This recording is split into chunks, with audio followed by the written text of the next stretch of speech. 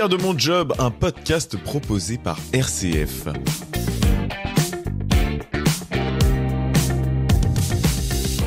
Anne-Lise Le Chevalier est ingénieure nucléaire chez EDF depuis 18 ans. Elle nous accueille à Flamanville dans un simulateur, la réplique d'une salle de commande de l'EPR2.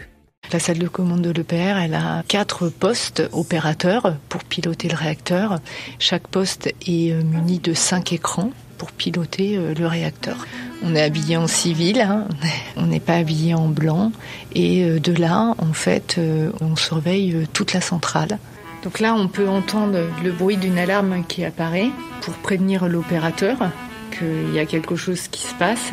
Après un bac scientifique, Anne-Lise a suivi une classe préparatoire, puis une école d'ingénieur avec une option sur l'environnement contrôlé. C'est là qu'elle a commencé à se passionner pour le nucléaire. J'ai fait mon stage de fin d'études dans une industrie nucléaire et là j'ai trouvé ça extrêmement motivant. Donc j'ai continué en faisant un bac plus 6 en génie atomique. Le premier poste occupé par Anne-Lise Le Chevalier a été celui de pilote de réacteur, un rôle essentiel. Son rôle, en fait, c'est de surveiller en permanence le réacteur. Ensuite, c'est de démarrer et lorsque le réacteur est en arrêt, de faire en sorte que la maintenance puisse intervenir sur les différentes pièces qui doivent remplacer. Dans une salle de commande, on est à minima 2, on est même 3, souvent. Et effectivement, on n'est jamais seul. En fait, comme dans un avion, vous préférez partir avec un pilote et un copilote. Au cas où il arrive un problème à un des deux, vous préférez en avoir toujours 2 en salle de commande. On travaille en 3-8. Oui, donc on travaille tout le temps en 3-8. En fait, un réacteur nucléaire ne peut pas rester sans surveillance. 3 fois par jour, on change d'équipe, quoi. Comment vous définiriez en fait ce quotidien dans une salle de commande ? Est-ce que c'est rébarbatif ? Quel est l'adjectif que vous utiliseriez ? Alors non, c'est pas du tout rébarbatif, on en apprend tous les jours. Personne ne peut dire qu'il connaît parfaitement tous les systèmes et tout ce qui peut se passer. C'est passionnant en fait comme métier, on en apprend tous les jours.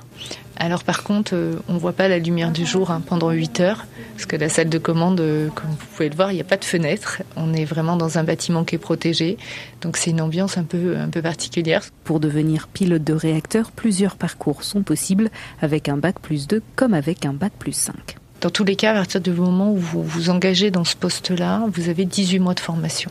On vous apprend à piloter d'abord le réacteur, ce qu'on appelle en conduite normale, quand tout se passe bien, et vous apprenez à l'emmener sur le réseau, à le retirer du réseau, et puis vous passez une évaluation. Puis après, on vous apprend à conduire le réacteur sous forme perturbée, c'est-à-dire qu'il y a des petites pannes. Ensuite, on vous apprend à conduire le réacteur quand il passe en incidentel, donc là avec un plus gros problème. Donc il faut être capable en fait de réagir dans tous les cas. Alors voilà pour la formation. Et alors quelles aptitudes, quelles qualités il faut avoir ? Alors déjà ne pas être de nature stressée. Effectivement, c'est pas donné à tout le monde, mais il faut rester calme. IPG. Une salle de commande, comme vous pouvez l'entendre, mis à part le bruit des alarmes, il y a très peu de bruit en fait. Il faut que ça reste un environnement très serein. Donc voilà, donc les aptitudes, déjà il faut être quand même méthodique et rigoureux, et puis savoir effectivement gérer son stress. Après 3 ans comme pilote de réacteur, Anne-Lise Le Chevalier a exercé plusieurs postes. Elle a intégré le service formation pour les EPR2, un service qu'elle a ensuite elle-même dirigé, puis elle a poursuivi dans le management en dirigeant le service conduite, composé des 150 personnes qui pilotent le réacteur.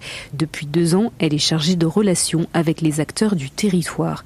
Anne-Lise Le Chevalier nous partage pourquoi il fait bon travailler dans cette entreprise. Travailler chez EDF, c'est participer à finalement avoir une énergie bas carbone. C'est quand même aujourd'hui quelque chose de vraiment important. Et puis ça permet aussi d'avoir des évolutions de carrière avec des postes variés, différents. Et ce qui est super motivant, c'est de voir que des gens qui rentrent avec un bac peuvent évoluer jusqu'à des postes de management et de voir qu'il y a plein de postes qu'on peut faire au cours d'une carrière.